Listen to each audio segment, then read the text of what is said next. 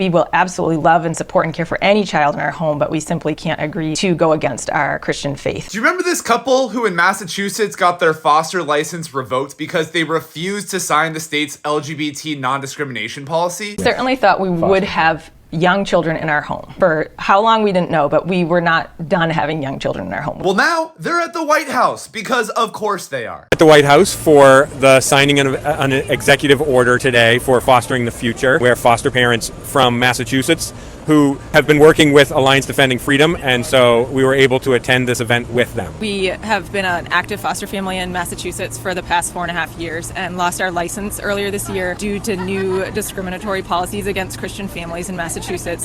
So grateful to be here and have the administration's support for foster care. This is actually insane. Are we really doing this? You know what? Yeah, we are. We're here. This is where we're at, so it's time to talk about it. This executive order, Fostering the Future for American Children and Families, gives me tremendous pride. It shouldn't, because this is simply an executive order that makes discrimination federal policy. No more, no less. I'll get to the details of this executive order, but to understand this, we need to understand the families that Trump is supposedly fighting for with this executive order. The heart of the issue, the Marvins refused to sign DCF's LGBTQIA+ non-discrimination policy, which states a foster family must accept a child's assertion of their LGBTQIA+ identity, address children by their names and pronouns, and support gender-neutral practices regarding clothes and physical appearance. At the real core of this issue is that these children have real parents, and it is not the place of foster caregivers to impose their ideologies on other people's children. These non-discrimination policies in foster care exist to protect the agency and the rights of parents whose children are in care, because the foster caregivers are not the parents. Imagine being a Christian parent, having a child in foster care, and that child ends up in a household that craps on God and says your God isn't real and refuses to take the kid to church. It's insane these Christians are crying discrimination when they're the people who are unwilling to accept these children for who they are. Marvins have not cared for any kids over the age of 4 and say DCF has been flexible about placements in the past. That's what this is really about. They just want to foster young children, pray the parental rights get terminated, and adopt them. Of course, Fostering the Future doesn't consider any of this. It's right there in plain sight. One of the main tenets of this legislation is to maximize partnerships with Americans of faith in coordination with the director of the White House Faith Office. This EO makes a bunch of empty promises about fixing every issue that's broken in foster care, which of course it won't, but this is really the heart of it. 4A, take appropriate actions to address state and local policies and practices that, quote, inappropriately prohibit participation in federally funded child welfare programs by qualified individuals or organizations based upon their sincerely held religious beliefs or moral convictions. At the end of the day, it's about giving bigots access to other people's children with hopes of adopting them.